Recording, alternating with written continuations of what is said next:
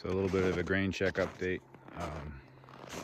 This weekend we rolled out the photo sharing and video right within a chat thread. So when you're chatting now, you can send a photo right in your chat thread right to your friend, or send a video. Super, just really fantastic. Another minor improvement, something that we noticed when you create a new feed, it doesn't include any task. You have to select which tasks you want it to include, and that seemed a little bit confusing. So with this rollout over the weekend with the new build, now when you make a new feed, all tasks are included. You still have the ability to customize the feed and decide which tasks you don't want included, but as a default, all tasks are included. I think that makes it simpler when you're making a new feed. You can decide which tasks you don't want to include. But yeah, that's exciting. This weekend that rolled out, so that's available now in the Play Store and the App Store for iOS and Android. Hey folks, so today I was able to get the building permit, and that was fun. Sat down at the code enforcement officer's kitchen table and discuss the building permit, fill out the paperwork together, and come back and set the first post. And while I was setting that post, realized that there's a flock of turkeys that are roosting, and I can't see them here, but I could hear them just a little bit earlier. So we've begun what I'm calling the production facility, or ProFac. Beautiful sunny day. I had some meetings in the area, so it made sense to spend some time at the base camp. Got the building permit, picked up some materials, Grainchek my day. How long does it take to set one post? So what can we anticipate in this frosty weather? It didn't get much above 14 degrees Fahrenheit today, but we've got plenty of snowpack. So what that meant today was snow scoop down through the snow, a few inches, 8 to 10, maybe 12 inches of snow, and then had an axe. It's only like 2 inches of frost, so crack through the frost, and then between a spade, just a normal dirt spade, and a post hole digger, I was able to get really, it was just like digging in the middle of summertime, really, other than have to be careful I don't get too sweaty. But digging the hole there wasn't much frost really. It was just a few inches of frost under all the snow. I think out in the more open area there'd be more frost, but undercover, right in around the trees, there was very little frost. Nothing but a little bit of hacking at it with the axe didn't take care of. And then it was just digging.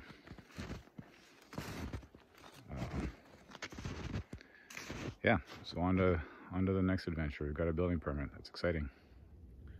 Morning, folks. Got a little snow this morning.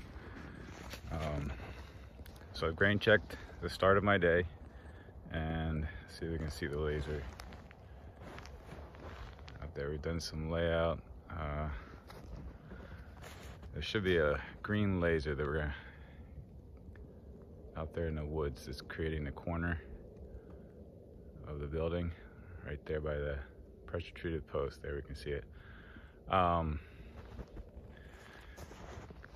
So start the day, base camp project. You can check that out on Grainchek.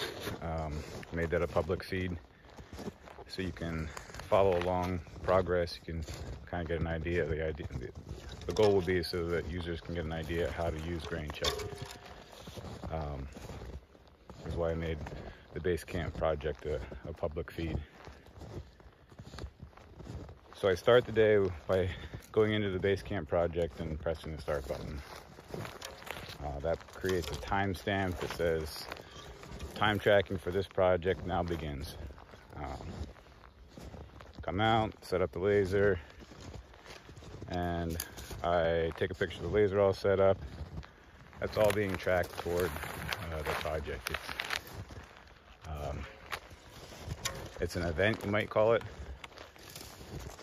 in the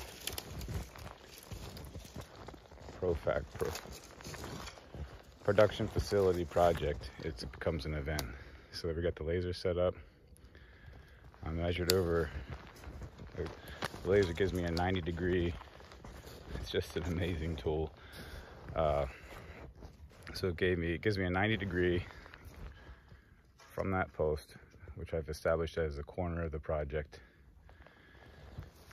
And where we were standing earlier is where I'd like the long length of this piece of the facility to go. So that 90 degrees early in the morning, well, it's not so early, but it's early enough. See the laser, this is 90 degrees from the long length of the building, and I've measured over to this stick is 20 feet. So that gives me my corner. So I'm going to clear this,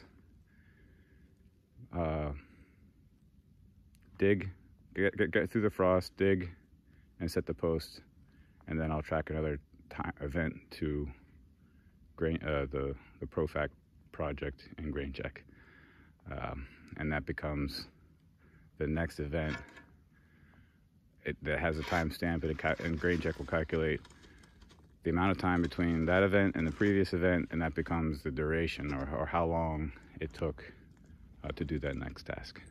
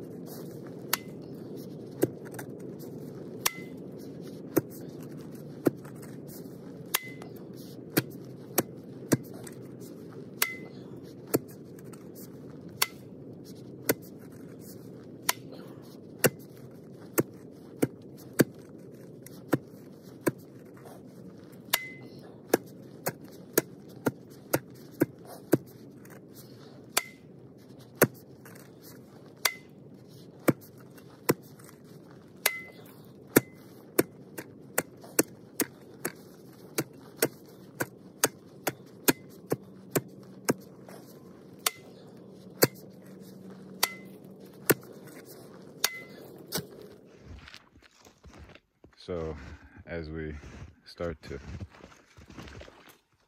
assemble the ProFac or production facility, we're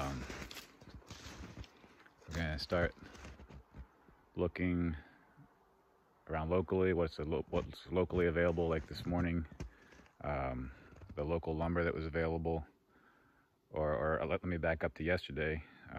These are 16-foot 4x4s PT that we're starting with, and they didn't have 16-foot 6x6, so I had to make the adjustment.